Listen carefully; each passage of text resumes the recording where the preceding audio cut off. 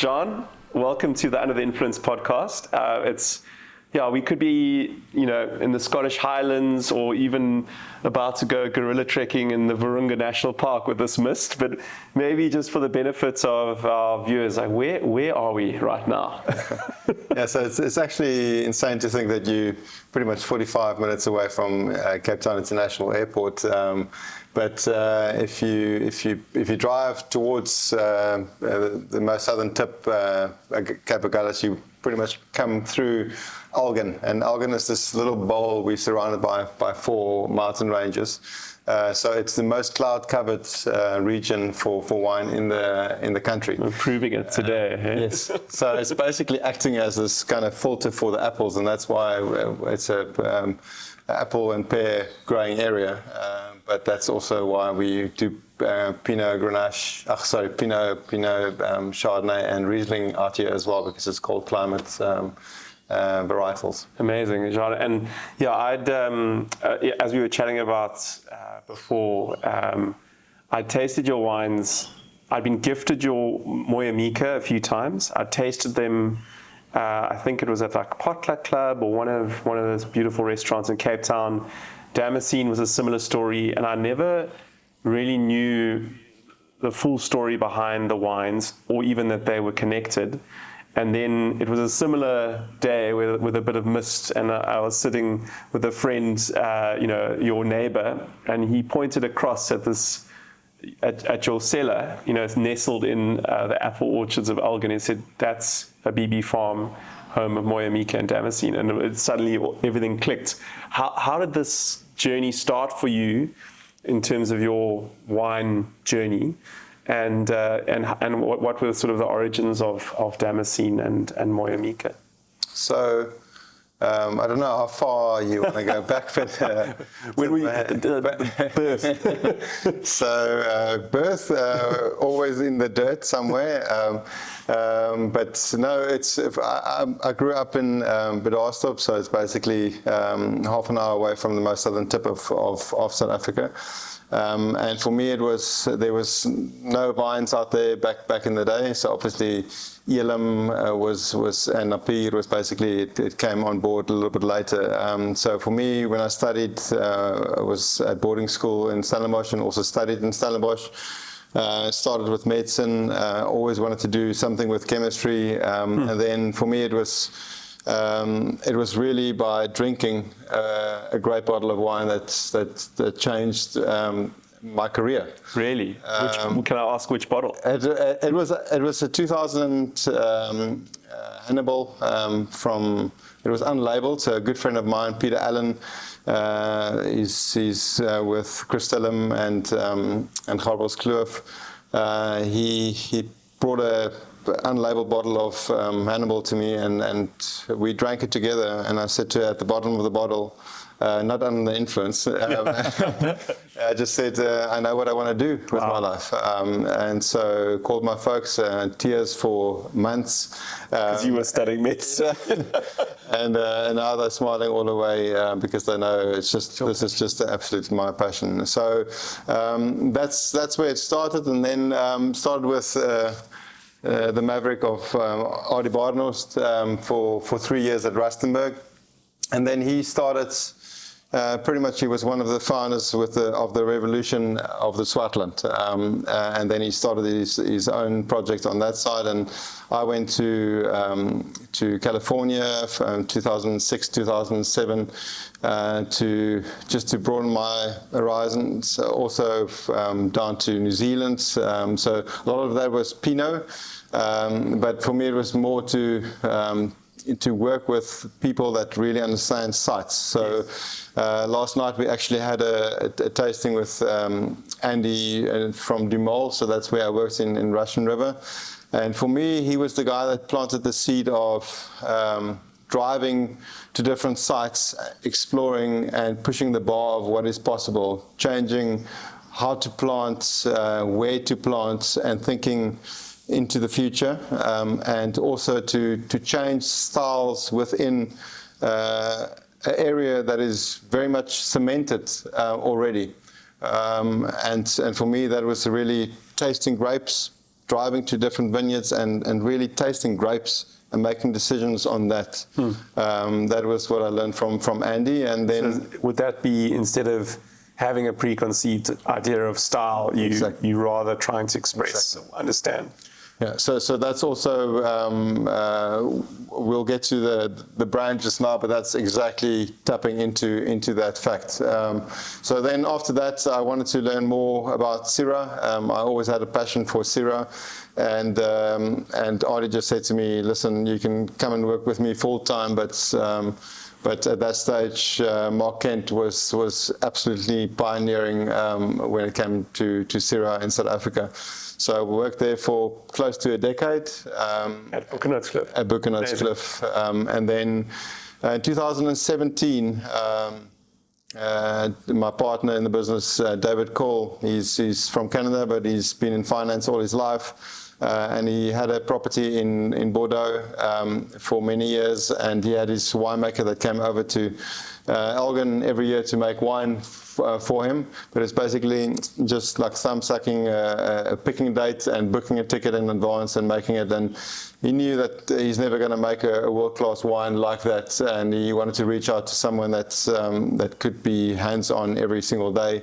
And funny enough, he called Peter Allen and he said to him, listen, if you were in my shoes, who would you pick? And he gave me a call, and sat around a table like this and just knew that this is the kind of person that I want to share just the IP, just really all the experience and sites that we have, but also share my passion with. That's more importantly the thing that why we're together. So that bottle of Hannibal actually had quite a few influences in your career. Very much. So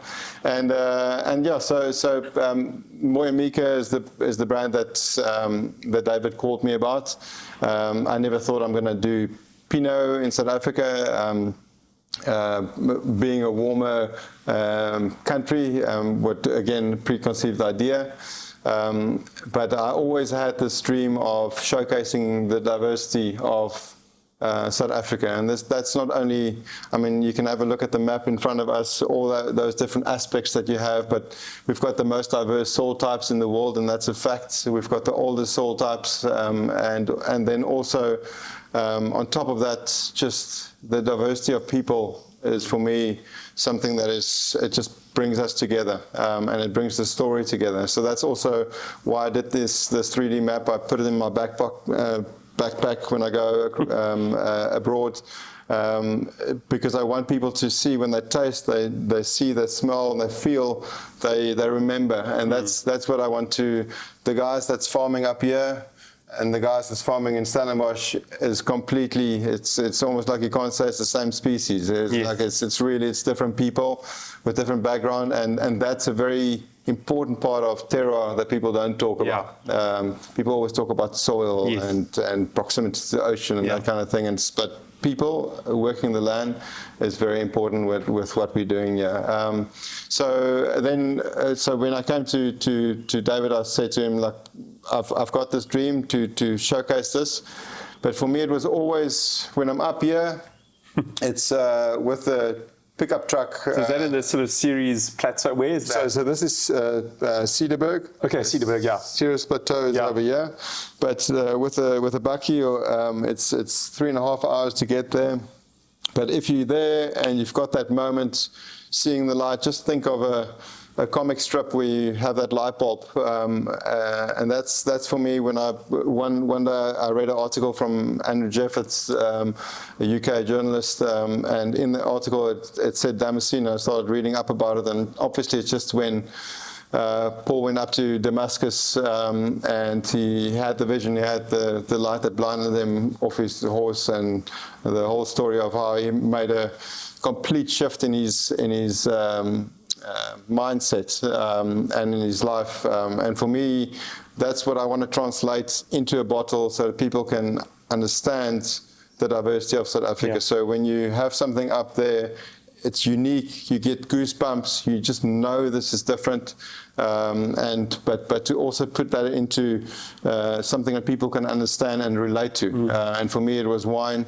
It's funny. I mean, all these places are very, very marginal sites. So it's either on top of a mountain, it's either very close to the ocean, it's very marginal soils that we're working with. So for me, that's a way to express these wines, these cultivars and areas also in a completely different way. So we flip everything on its head, and it's not trying to make funky wines, and I'm not like all these orange wines and natural wines. There's a place for that, but for me, purity and that you can dial right back into where it's coming from. That's for me what wine is about. It needs to take people, like if you taste it blind, it needs to showcase where it's coming from, but with a twist. And that's really what this is about. And that's also why the packaging is going from the dark into the light. So it's a very simple message.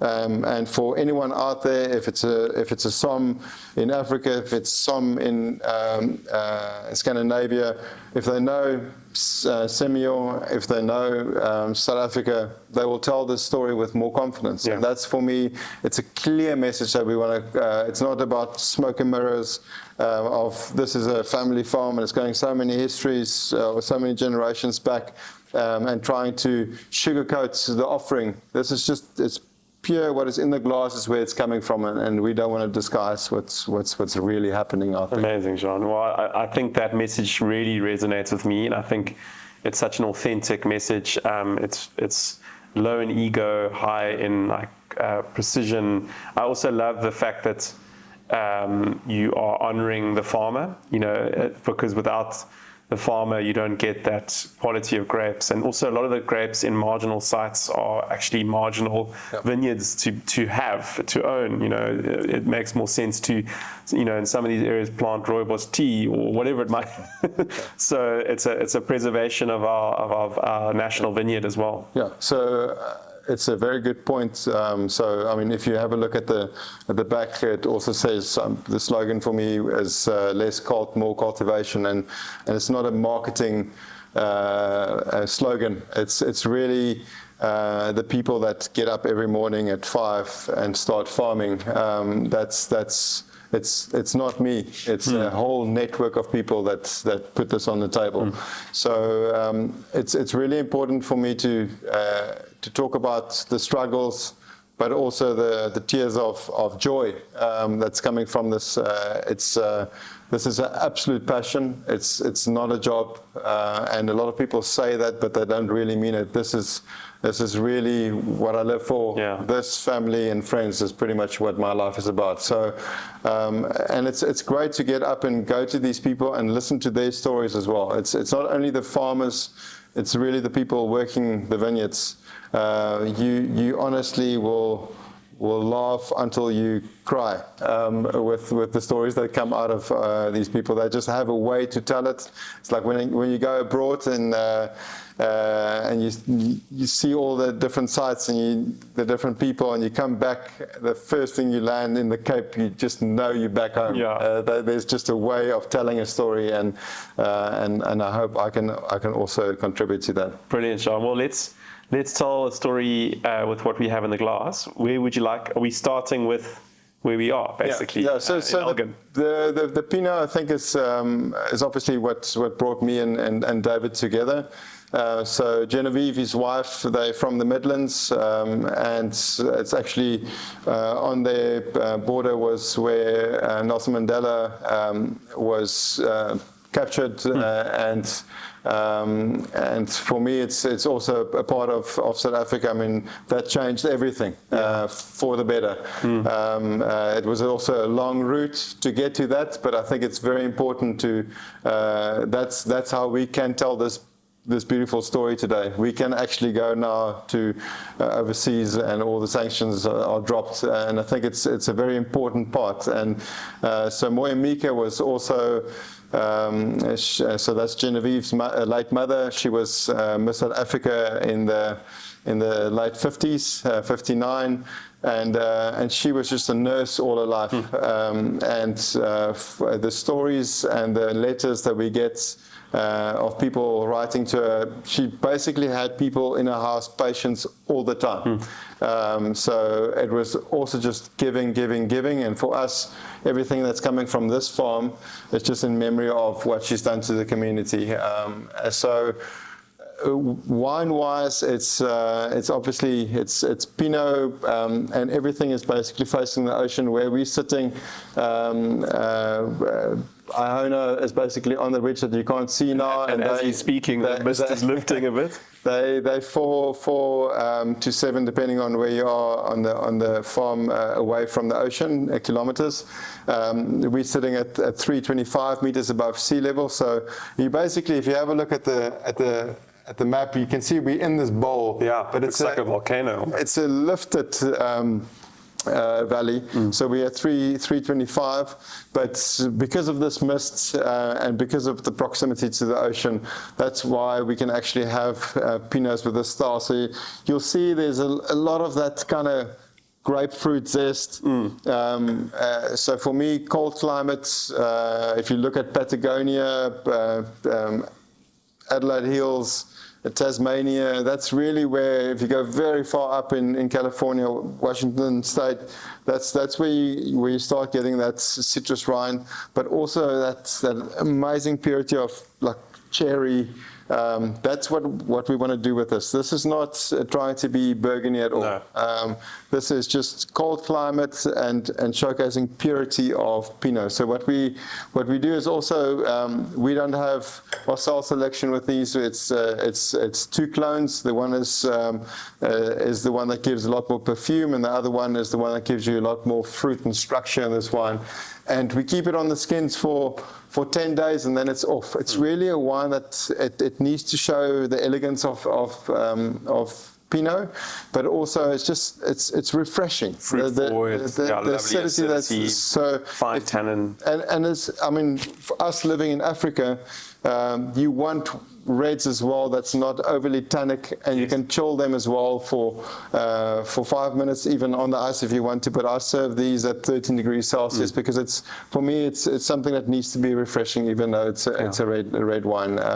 So it's something that for us, by the glass, and especially in restaurants, this is it just flows. And for me, I always say the best part of the wine is right at the bottom of the bottle, because that's something that you want people to get there. It's not have a glass, oh that's nice, let's move on to something else. We want people to enjoy that journey of a bottle as well, because it does evolve as you go through it. So what we also do different in the cellar, what is very important with reds is everything is done with whole berries. So whole cluster is one thing, but everything that we do, we don't have a single pump that's pumping berries. So we have a little satellite tank taking 300 kilograms underneath the sorting table, which is raised, and it basically just free falls into that, and we take that up with a forklift and tip it. It's just a tilting. It's for us just basically putting the whole berries in the tank itself. At the end of fermentation, you still have the whole berries. When you open up the door at the bottom, when you drained it, it literally looks like a Smartie pack, but one color. Yes. So it's for us very important to have a different tannin. It's a different fermentation that you have as well. It's a different expression of fruit, but we don't want to have a Beaujolais style. It's not like carbonic. It's not carbonic maceration. Carbonic maceration, I think a lot of people think if they do whole berry or if they do whole cluster, it's carbonic maceration. It's a completely different thing. You need to have the pressure, all of that. But then you lose typicity of site and typicity of cultivar. I think it's just cherry bomb. It could be from anywhere, in my opinion. And for me, I want to show Algan, and that's why we do the whole berry, but not under pressure. And what does a whole berry? I mean, it's obviously a more gentle extraction. Yes, exactly. And it actually starts to ferment inside the berry, and then inside the berry, obviously you will. There will be obviously because of the pressure as well that you have, and you drop it into the tank. There will be a few cracked berries, and that will release juice, and that will become must when it starts fermenting. Pinot, I mean, they call it the heartbreak grape for a reason. So you need the fermentation to start early, in my opinion. But the berry, it needs to ferment in there. We do get extraction, but for us, it's not about doing punch downs and extracting. We literally do a pump over. We move the volume of the liquid over the top on the day during the fermentation, and that's really not so much for extraction. It's more for just wet the cap and keep it healthy. When you do punch downs with these, you over extract it just becomes another red wine, and that's not what Pinot for me is about. We also don't work with any whole clusters. Because then it becomes, for me, too spicy, and becomes too close. Cluster would include the stalks. The stalks as well. So, and there's a lot of people that do that, and a lot of people that do that with success. But for me, it just gets too close to Syrah, and when we taste the Syrahs, you'll see it's a completely different animal, and I want to showcase that. Differently. Amazing, Jean. Sure, that's really interesting. Yeah, I'm really excited about this wine. I can imagine this wine in quite a few scenarios where we work, at home around a dining table in Nairobi, in a lodge, at a restaurant in Lusaka, and for me it's a special occasion wine, but it's also not pretentious. It's something you can drink, on any day, but it feels special as well. So I mean, one of my most memorable moments with this was actually in Lusaka, where I had crayfish with Pinot. It didn't make any sense for me to be in Africa and having Pinot, but it was so memorable because it just shows you that this can go anywhere. I mean, our biggest market for this, second biggest market, is Japan. Yeah. So really those umami flavors, if they do raw fish with that, it's just unbelievable how they pair. So don't think that red wine, they always say that if it runs away from you, then pair it up with white. And if it wants to attack you, then have it with red. That is something of the past. That's we definitely you can really pair with these, and also start from that side, work your way this way, and then you can work your way back as well. It's not building up to a climax. That's not what this range is about. Yeah, brilliant. So Jean, we're going to start exploring a few of your white wines, and the first being Semillon, which is, for me, such an underrated, beautiful varietal. What have you got in the glass? Completely. So I went for Syrah to Boekenhoutskloof, and the grape that definitely cut the deepest was Semillon. The first truck that arrived there had red and white grapes on it, and I said this is obviously destined for the co-op. I came for premium wines to Boekenhouts, but that was just my ignorance. I didn't know that actually Semillon can mutate. So it's got a jumping gene. I don't want to go into the detail, but the white Semillon with age does become Semillon Gris in some parts. So, for instance, in this block, this was planted in 1942, so Second World War. And 1962 by my wife's grandfather, and for me that's definitely. People always ask what's your favorite wine, or but this is the wine that really strikes home. So for me, telling the story of South Africa, it's very important to tell the story about Semillon as well. I mean, the first ship that came from Holland had Semillon on it. That was planted out by Greenpoint Stadium. It was flooded. The second one that came from either Spain or France, that was planted there by Liesbeek, and the Cape Doctor came and just took that out. And then the third planting that came from France, that was planted up at Bishop's Court. Oh, wow. And that was the first commercial planting. And then close to the 1900s, it was 94% of everything planted in South Africa. So of all grapes, 94% was Semillon. And people don't even know Semillon. No. Most people.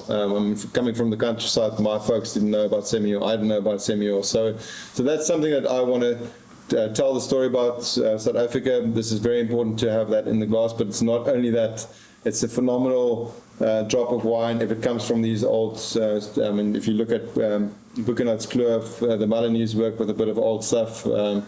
Chris Arlott from Arlott Vineyards work with old stuff. Basil Landau, and then us. So there's very little left out there of the old material. The new material is just the normal GD1 clone, but these, it's very much like a vine garden. There's not a single vine that looks the same in that block. So all had different mutations. That's happening there, and that for me is the beauty of this. It tells a story of many generations, but also you can just see the life in the block itself. Whereas if you go to another block, it's just all monoculture and just everything looking the same. And that's, I don't think, what is complexity and what life is about. So it's amazing. I mean, called to get this block, but the guy just said after I think 50 calls, he said, "You're obviously persistent. You can take it over," and it's one of the favorite wines to work with, certainly. And whereabouts is this? So this is in Franschhoek. Okay. So Franschhoek is pretty much the home of Semillon, yes. in my opinion. If you ever look at old stuff, up here in Citrus style. There's also the Kwikkerboom from Ibn Sadi, which is a phenomenal wine. But other than that, really, old wine stuff from Franschhoek is really what you want to write home about. Wow. And also, if you have the wine, you'll see there's a lot of that. People throw the word salinity around quite often these days, but there is always a saltiness in this wine that kind of feels like you're standing on the West Coast with your feet in the bamboo. There is just that salty character to this wine. It's a very attractive quality, and I think there are lots of different adjectives, but for me it's just a counterbalance to the fruit element that we get in our New World, African sun. But to have that. Like for me, it's like more of an old world kind of trait, And also, I mean, you'll see this is in a Burgundy bottle, so I don't do. I'm not trying to be Bordeaux, so it's not in a claret bottle where we blend in a bit of Sauvignon as well. This is just showcasing old Semillon coming from South Africa and Franschhoek. So that's why it's in that packaging. Yeah, well done, John. Absolutely beautiful, man. This is a great way to start a Friday. Or any day. Any day, yeah. So if we go to the next two wines, will be both Chenin. Yes.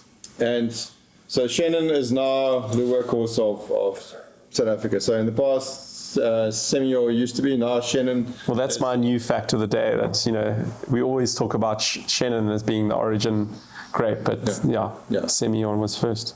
And Chenin, there is just amazing stuff. If you look at what Butchie is doing with Arlott Vineyards from all over the Western Cape, great examples of Chenin. So you can plant many things in many different places and make a good wine, but really to make a great wine, there's specific spots, and I think Chenin, as I always say, is a chameleon of whites, and I truly believe that is the case with Syrah as well, that we'll talk about just now. But it just really showcases where it is planted. So there's no filters. It really shows where. So this is out. If you look here, it's Swartland. There's two mountain ranges, and so this one is from the Paardeberg. It also shows an amazing side of the industry where there's camaraderie. This is on Artie Bardenhorst's farm, most of this wine. And I mean, he's got amazing brands, and he's still selling this to me. And the way that he is farming that is, your jaw will drop if you see what he's put into that. So we share that. Duncan Savage is taking from Artie some fruits. Eben is even taking, the Milanese are taking from there. So there's amazing producers out there. And he didn't, when he bought this farm, he didn't just say, sorry, I'm going to take it all for myself. Yeah. And he's actually putting in extra effort. So I think that is very something a very important part of South African industry and why we're moving forward. It's about cross-pollinating, we're sharing ideas and pushing the bar together, and that wine is a very good example of that. So also this is on granite, 100% granite, and this will show you the tension on the palate. That's what I want to do. I mean, the people in the Swartland think they're the best when it comes to Chenin. The people in Stellenbosch think they're the best when it comes to Chenin. And I think it's just, we need to celebrate Chenin. And you'll see it's, when we're going to taste it too, they're just vastly different. So this one is going to be more kind of lemon lime with that saltiness again on the nose. On the palate, it's just going to have complete tension. So another winemaking friend of mine used the term where it's almost like archery, that just before you leave the arrow, that tension that you want on the palate. And that's what granite does with Chenin. So what we do with our whites, that's also quite different, is everything comes in, we press it, champagne cycle, whole cluster, everything. And then it goes into food row. So it's extremely turbid. So there's we don't settle the stuff to try and see how clean we can get it off. For us, everything in the cellar. So we bought this in 2020. Everything was new, vessels, equipment, everything. So the first fruit that started fermenting was actually the Chenin from the Swartland. And that's, until today, is still spontaneous. So we've never had a packet of yeast that we have in the cellar. So a lot of people now, these days, say they're doing spontaneous fermentation and they pull back with putting in packets of yeast. But what is obviously in the air is what was used your before. cellar's been inoculated. Yeah. So for us, it's a very specific combination of yeast that we have. It's an unbelievably low conversion from sugar to alcohol. So all the wines that you're going to try today is pretty much between 12.5 and 13 alcohol. So and we still pick it ripe. But because we pick it ripe, we need to hang on to the malic acid. So we've got amazing sunshine. It's even coming out here. In Africa, we've got the sunshine, grab onto that, but we want to have the malic acid to just give us that. So that's like that green apple acid, yeah. Exactly, and that's why we don't go through any mallow. Okay. So all these, they're fermented in 1,000-liter wooden tanks that we get from Austria. That's got very little influence of oak in the wine, but as soon as the primary fermentation is done, we open the cooling completely, and again with lower alcohol, lower temperature, you will get less extraction from the oak, but also to stop the mallow. So you don't want that battery malolactic. Exactly. Okay. And Jean, that's something that I didn't know. I didn't know that different yeasts could yield different alcohol levels. So is that more prevalent in like a wild yeast because it's like a slower, So there's many different things that it brings to the party, but this specific strain that is the most dominant in the cellar, so we basically sent it to university, and what came back black and white was what this yeast strain is.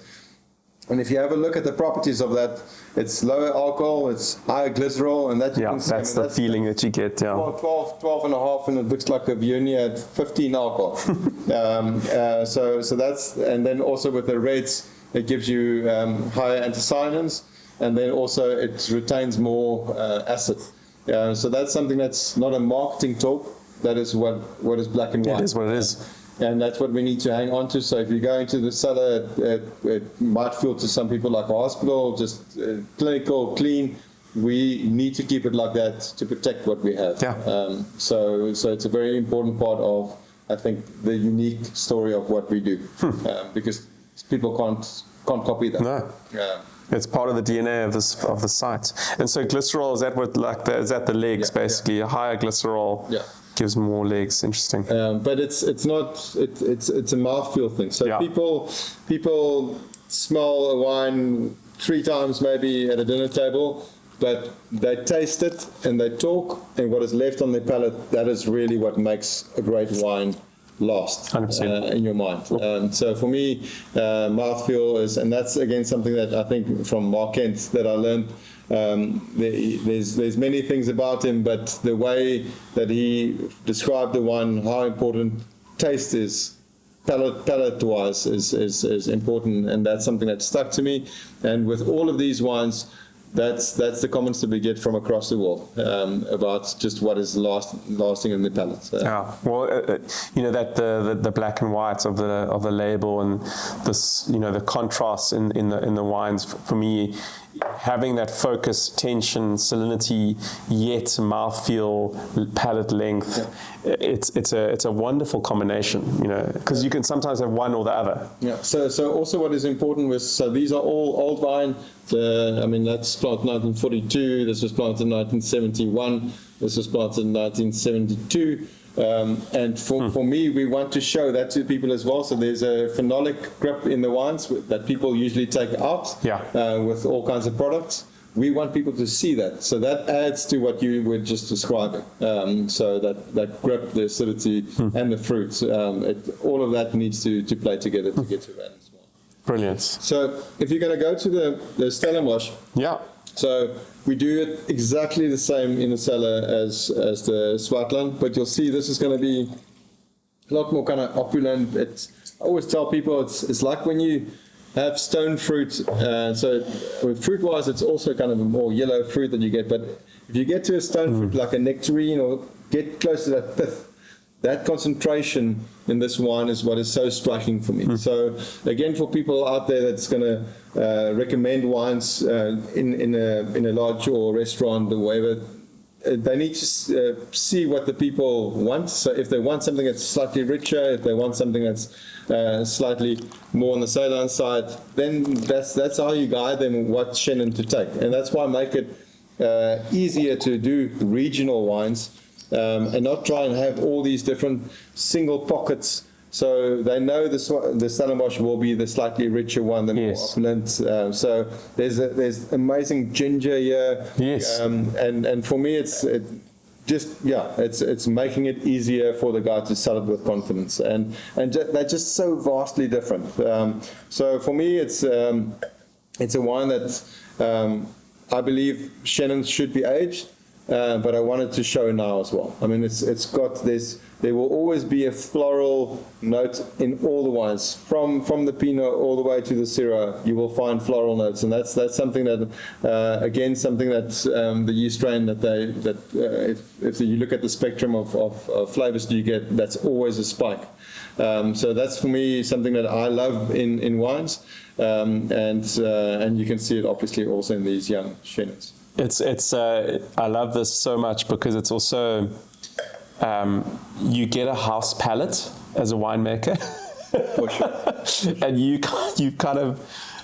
blown that out the water because of this regional approach, because it's not about having a house palate and having an orientation towards a certain region, but it's actually honoring each region to its maximum. Yeah, I love that. And there's different ways of expressing that as well, and that's also why you're talking about a cellar palate. So I've got friends in the industry that always taste with me, and I taste with them separately because each of them will see something different. And then my wife's also a winemaker.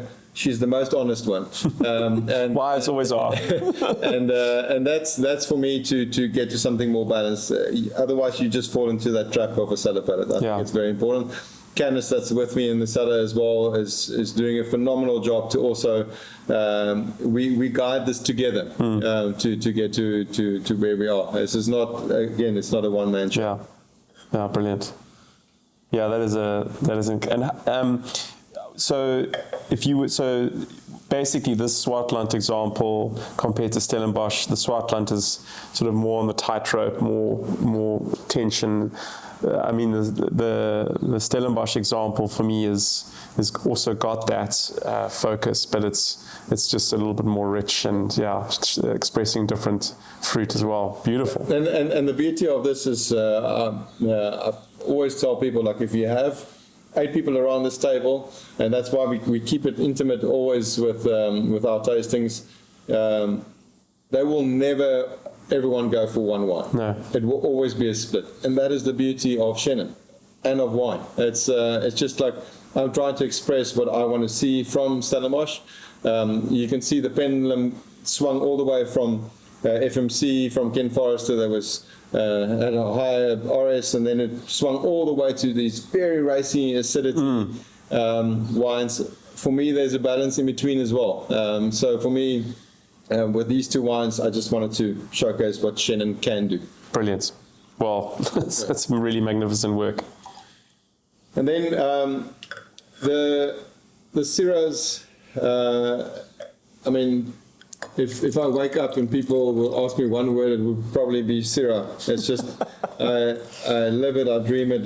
It's the thing, what I love about it is it's so expressive of sight. That's one thing, and it's not to try and sound like a broken record, but it's really something that you can all over the world. If you go to New Zealand, they're going to have an expression of great Syrahs out there. You can go to New Zealand, you can go to France, you can pretty much everywhere in the world. I've had amazing Italian Syrah even. So for me, it's just something that's you need to know what you want from the grape.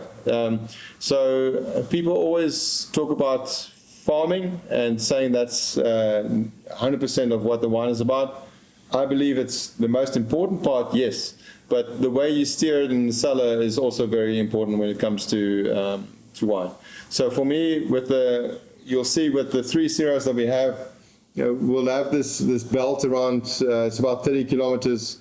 That will always be more spicy. So if I make it, if you make it, if another winemaker makes it, there will always be a more spice-driven side to the wines, and that's not unique to South Africa. That's also for around the world. If you go to California, is that the coastal influence that you get. And then as you move a little bit further inland, there will also be more red fruit. As you move a little bit further inland, so for us obviously Swartland, Tolbach, those places, it will be more kind of purple fruit.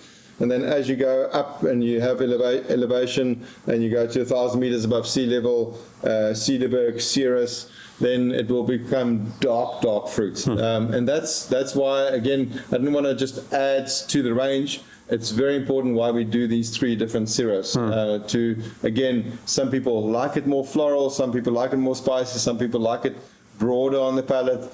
And that's what this, and when we go through them, you'll see it's vastly different, but there's just a beauty in every single one of them. I think that word beauty, like, that's not what we would originally have matched up with Shiraz, from 20 years ago. And that's what I love about the wines that are coming out now. These they're like much prettier wines. They've got a lot more perfume, red fruits. I think that's, we all have preferences, but I just think I love Syrah that has that characteristic. Yeah, so last night tasting Luca Kennigan from Vijgelegen, we were tasting a Pinot, and he said, this so reminds me of your Syrah. Yeah. But again, it's just because of purity. And people throw that term around so loosely, but purity, if it's there, it's so clear. It's just like dialed in. And that's really what these wines should be showing. So with the Syrah from Stellenbosch, it's a site, I tasted it from 5 different winemakers without knowing where it's coming from. When I was searching, so my first Stellenbosch Syrah I did from 15 different vineyards, 29 different fermentations to get to something that I had in my mind that we can show Stellenbosch different. Because again, Stellenbosch at that stage was more smaller oak, it was bigger, and for me it was just to flip that on its head, because I think there's so much more to, we're right next to the coast, why not show that? So, and tasting it blindly in barrels, and that pulled me to this vineyard, and it's called Caribbean. It's on the Polka Drive. Yeah, it's near our offices. We'll drive past it. And stunning. That is definitely going to be the region that will be written about the most in the next couple of years. Yeah. It's just amazing what brightness you get from that granite. But this is 290 meters above sea level, and the way there's like a saddle, and the way the moist or the fog comes across and just sits there. If you look at the satellite images, you will see that it's just this purple blue belt that's there, and that's obviously just showing the radiation there is completely different to even just below that or just above that. And for us, that's also why we planted more there. So we've got a section of that vineyard we share with René Dorman from Boekenhoutskloof, and Lucas from Rustenberg, and then the section below that we also planted another 1.2 hectares, because we want this also to be the same style in 20 years from now. It's very important for us to have continuity. So in Swartland we planted more. In Syrah we're taking out Riesling and planting Syrah there to give you an idea. But we can talk about that just now. But so for us it's about that continuity. Yeah. The wine itself, it's 75% whole cluster. And for me, it obviously it adds even more to the spice in years to come. But at this stage, it's about grip. So acidity in South African Syrahs are lower. And for me to counter that is with stems. It gives you a grip. But then again, like I said, it's just like amplified spice in years to come.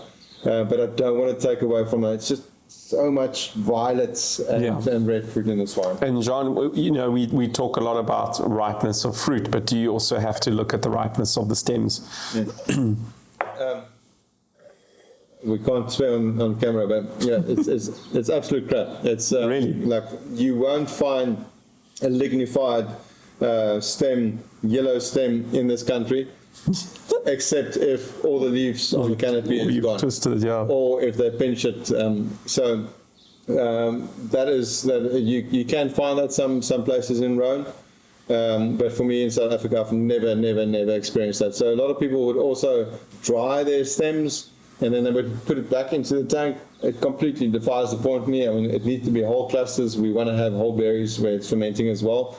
And if you call that stemmy, I mean, each for their own, but there's not anything that's telling me that this is stemmy. So there's a lot of other properties that the stems bring to. Yeah, well, the violets come through so strongly. Yeah. So I believe I want to see that kind of garrick, that fynbos. Yes. For me, it's surrounded by fynbos there. And that's for me what I want to see there. It's not a sappy stem. I mean, if you bite on a stem, then you know what stemminess is about. This is not about that. Yeah, but it does have that perfume. It's just, we never. That's the great thing about South African wine now. It's not about trying to compare anymore. We've got a unique story to tell. But it does this wine does remind me of this on the nose of View Telegraph that I had recently. It's just got that beautiful perfume. Yeah, and with these wines, not to try and sound romantic or whatever, but it's if you walk in fynbos, that's what I want. Yeah. It's not just smelling a flower. It's that bush with the flowers that's coming through, and that's especially if you're bundabashing and you're breaking stuff, and Exactly. Stunning.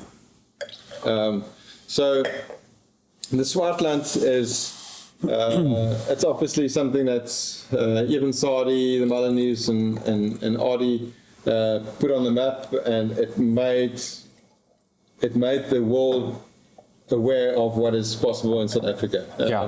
But there's amazing sites to work with. This I get 25% from Adi's farm that's on granite. Again, the granite there is just giving a pop of perfume. But the heart of this is you've got the Paardeberg and then you've got Kasteelberg. So that's where it's shale. So shale and schist, the combination of that at the background you will see there. That's coming from that vineyard. So it's shale gives you that broader mouthfeel. So again, a broader mouthfeel, people want to try and counterbalance that with adding in acid and all kinds of things to hide that. It needs to show that. It's a Swartland. It needs to be in the blind tasting. You need to be able to see that. But then we work again with 75% old cluster there, and it's got a very edgy tannin in tank. If you just do it like the previous one where you do normal pump overs. With this one we do submerged cap. So it's basically if you have a plunger coffee, yes, and you just press it down. What do the French call that? The submerged cap? Yeah, something Taj. So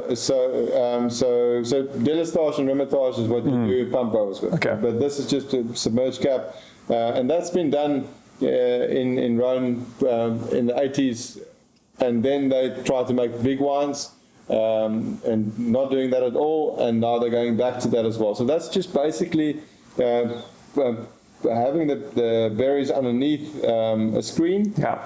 And if you look from the top in the beginning, it looks like a rosé, and then it just intensifies.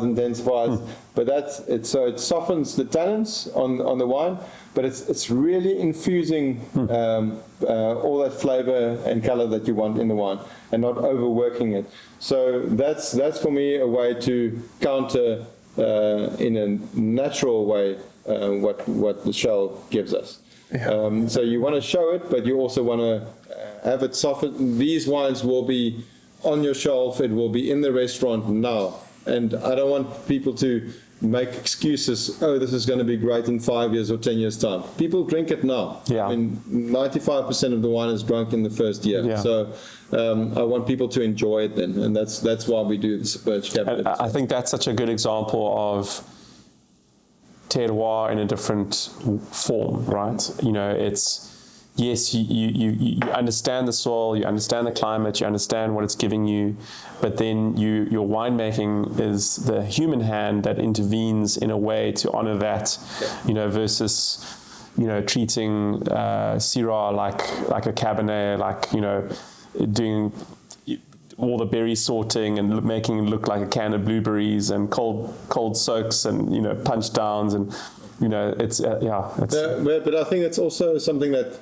in our generation we're very privileged that we can actually fly all over the world. Yes. And go and observe. So it's not trying to copy something that they do in France, but go and see what they went through, and how the wines performed when it was submerged cap and when they do punch down versus when they do pump overs, and see what it does on the different sites, bring it home and see what works there. That's why we did, I mean, those 15 different sites and the 29 different fermentations, we bottled 2,500 bottles from that. But for us, that was too fast track to where we are today. Yeah. And it's not like we arrived. No. So we will, 20% of what we do in the cellar is doing things completely different to what we've done in the past.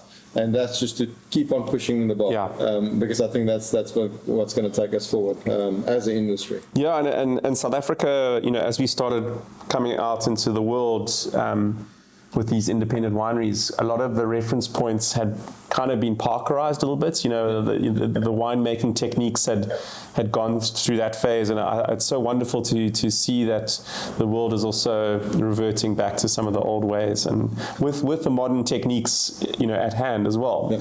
The one thing that also with this the Swartland, you can even in your empty glass you will pick it up. I always say that when you wear lighty and you have that waxy crayon that you did colouring with, that is a telltale of shell from the Swartland, and that is just so clear in this wine. So everyone had a waxy crayon somewhere in their life, so it's a simple description, but it's something that people can relate to. So pick up like tomatoes, or love it. So Syrah's Plateau, so we do apples over here because we obviously have the cloud cover and we're close to the ocean. Syrah's Plateau it's 1,000 meters up, and that's why. So it's day night. True continental. Yeah. So it's about 19 Celsius difference between day and night temperatures. And that obviously is color. And if you ask anyone what makes a great apple, it's not about the acidity and flavors and stuff. It's got to be red. So that's really what it's about up there. But I also wanted to make it in a style where, so it's not only your color, it will also be your tannins will be a lot more up there. So, but I still wanted to have that golden thread in these wines all the way to this. So it needs to show where it's coming from, but again, it needs to be something that you want to approach already in the first year. Yeah. So it's going to be much darker, the fruit you're going to get from there. There will be also wildflowers that you're going to get there, but it's, for me, this is the fruit intensity here is just so much more. So if there's something that will lean towards Shiraz, maybe that's the one, but we still make it in a style where it's got to show Syrah. It's for us very important that our hand needs to still show in the wine. We're taking out Riesling. It's 1,000 meters above sea level, just a little bit above 1,000 meters. It's all shale source, a Boekenhoutskloof shale, and that Boekenhoutskloof shale comes all the way down to Elgin, and what we have here is all Boekenhoutskloof shale as well.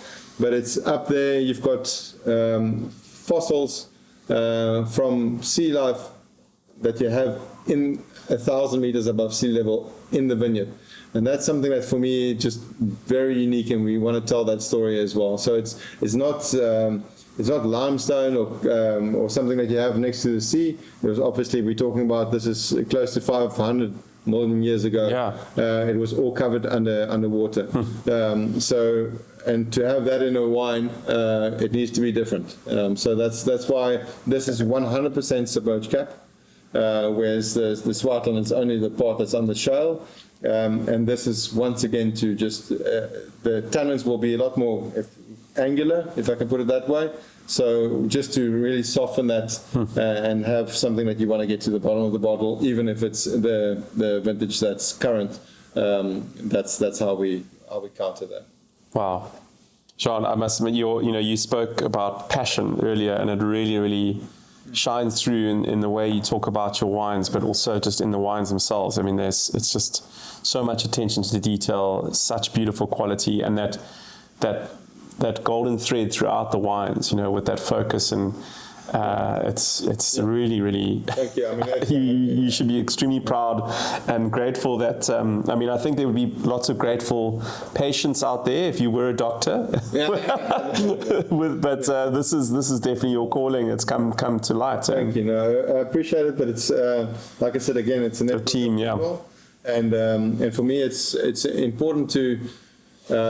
We talk about. It just briefly, but the attention to detail in the vineyards, that's where it's all about. You really need to be on the ground. If you don't have your fingers dirty, you won't be able to put this on the table. So that's why there's, I think the farmers in South Africa has so much knowledge. We may be not getting input for research as much as Australia and places like that. So you need to think on your feet. And talk to other people, talk to your neighbor, and don't play with your cards like that, because then we're not going to move forward. So I think this is something that shows how people open their doors, open their gates, and really sharing. And that's what this is about.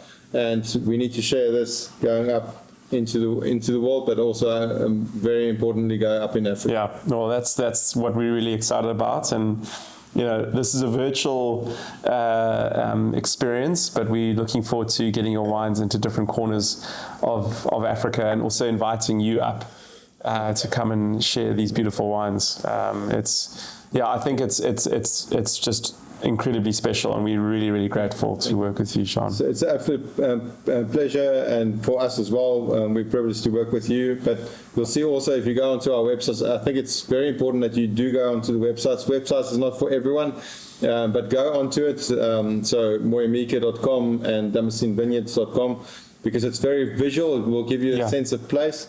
But also you'll see the number there at the bottom is my number, because I want people to call me and email me, because I want to talk about it. It's really, this is what we live for. So So engage with me. Yeah. Like if there's anything, any questions or just feedback, please reach out. Brilliant. Well, we'll drop all those links. And yeah, Jean, cheers to you. Thank you so much. Thank you. Ciao. Thanks for coming. Thanks for having us.